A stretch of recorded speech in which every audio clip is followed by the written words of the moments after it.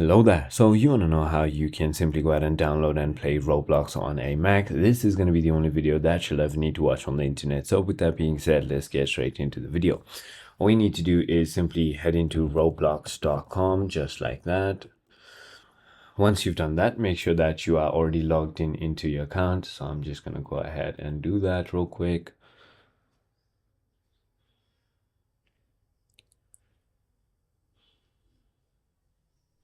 Once you've done that, simply go ahead and find a game that you want to play. So for example, let's just say I want to play that, right?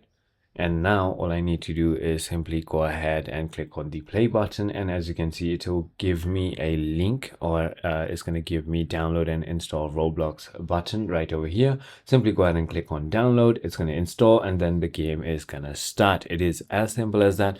I hope this video clarified everything for you. If it did, hit that like button and I'll see you on the next one.